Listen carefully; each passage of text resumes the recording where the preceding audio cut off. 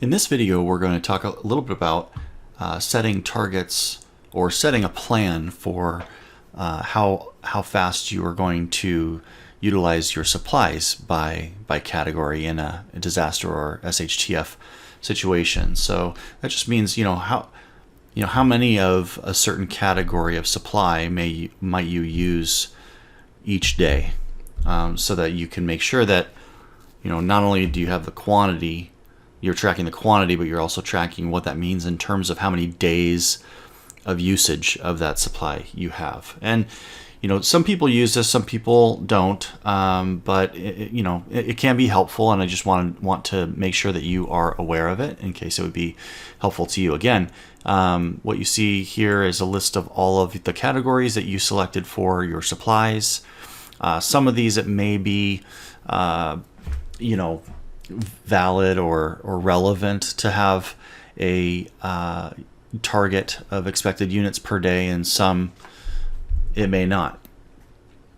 For example, dish soap. I'm not tracking dish soap, but if I was, this might be something that I track, or I indicate my preference for how many units of that I would use per day. Right? Or laundry soap, that might be another one. Paper towels might be another one. Paper plates, yeah, those are all, I would think, valid for this type of use. Definitely toilet paper. So in this case, if I figured out, on average how much my family needs per day, and that's collectively per day, not per person. So you would need to figure that out, and then whatever that answer is, I don't know.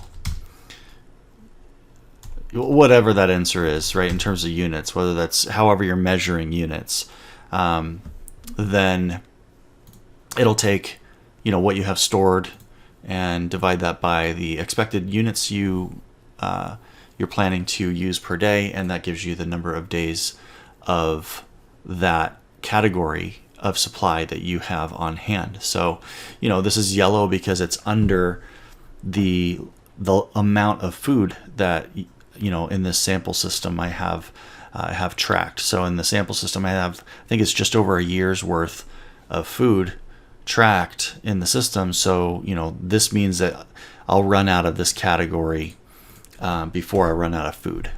Make sense?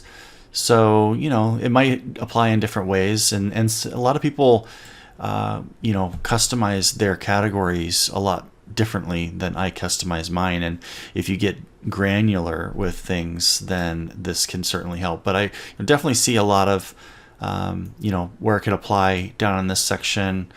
Some may not necessarily apply, like, I don't know, entertainment. I think these are like playing cards or something like that, but it's still here because it's a category. But it's not like you're going to use that up in a day, for example.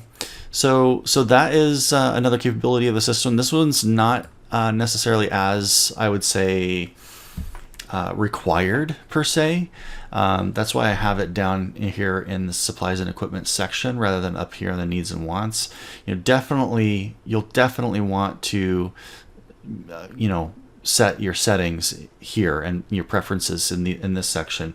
This one, if you see a use for this, you're welcome to use it, and it can help to inform your decision making about where to focus your time and money in terms of your next preps that you add. So with that said, I'll see you in the next video.